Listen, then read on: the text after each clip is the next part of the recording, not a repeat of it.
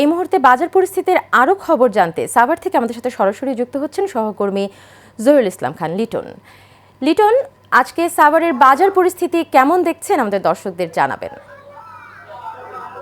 তো অরণ্যা আপনি জানেন যে আজকে কিন্তু রমজানের আজকে একদম মধ্যবর্তী অবস্থায় রয়েছে, তথা আজকে কিন্তু 16টা রমজান চলছে। এই রমজানকে কেন্দ্র করে যে নিত্য প্রয়োজনীয় দ্রব্য যা আছে এর যে লাফিয়ে যে দাম বাড়ার একটা প্রবণতা ছিল, সেটা কিন্তু আজকের বাজারে অনেকটাই কমে এসেছে। আমরা দেখেছি যে আজকের যে বাজার রয়েছে সেই বাজারে কিন্তু সবজির দাম কিছুটা কমেছে। তথা আমি যদি একটু বলি আপনাকে, তাহলে গত সপ্তাহে যে কাঁচামরিচ বিক্রি হতো 120 টাকা, সেটি কিন্তু আজকে বিক্রি হচ্ছে 100 টাকা। টমেটোর দাম কমে কিন্তু যেই টমেটো 50 টাকা কেজি দরে বিক্রি হতো সেটা আজকে কিন্তু 40 টাকা কেজি দরে বিক্রি হচ্ছে।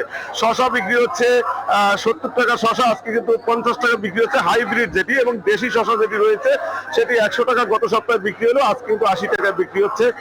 বেগুন বিক্রি হচ্ছে যেটি 120 টাকা ছিল, সেই বেগুন কিন্তু আজকে 80 টাকা কেজি দরে বিক্রি হচ্ছে। লাউয়ের দাম অপরিবর্তিত রয়েছে, গত সপ্তাহে যেই লাউ 50 টাকা ছিল সেটা কিন্তু আজকেও 50 টাকায় বিক্রি হচ্ছে।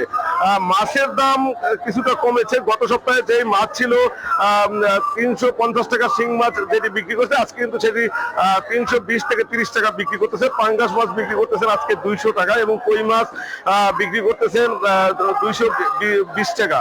এগুলো কিন্তু চাষের মাছ। সবচেয়ে যে দাম বেড়েছে মুরগির দাম কিন্তু একেবারে অনেক বেশি বেড়েছে। গত সপ্তাহে যেই ব্রয়লার মুরগি ছিল 180 টাকা, সেটি কিন্তু আজকে বিক্রি হচ্ছে 220 টাকা। এবং পাশাপাশি সোনালী মুরগির দামও কিন্তু বেড়েছে। গত সপ্তাহে 280 টাকা যেই সোনালী মুরগি বিক্রি হতো সেটি আজকে কিন্তু বিক্রি হচ্ছে 320 টাকা। সবচেয়ে বেশি বেড়েছে কিন্তু মুরগির দাম। এই ক্ষেত্রে আমরা ব্যবসায়ীদের সাথে কথা বলেছি, তারা যেমনটি বলছেন যে এই দাম বাড়ার কারণ হিসেবে তারা কোনো কিন্তু সদুত্তর আমাদের দিতে পারে না। আমি যদি আরেকটু বলি তাহলে আপনাকে জানিয়ে রাখি যে সাভারের বাজারে কিন্তু আজকে ব্যাপক তেল সংকট দেখা দিয়েছে। আজকে কিন্তু সাভারের বাজারে ভোজ্য তেল কিন্তু কোথাও নেই। আমরা কিন্তু দোকানীদের সাথে কথা বলেছি, তারা বলছেন যে ভোজ্য তেলের মারাত্মক সংকট দেখা দিয়েছে এবং যত তেল কোম্পানি রয়েছে তারা কিন্তু এসে তেলের অর্ডার নিচ্ছেন না এবং তেল সরবরাহ তারা করতে পারতেছেন না।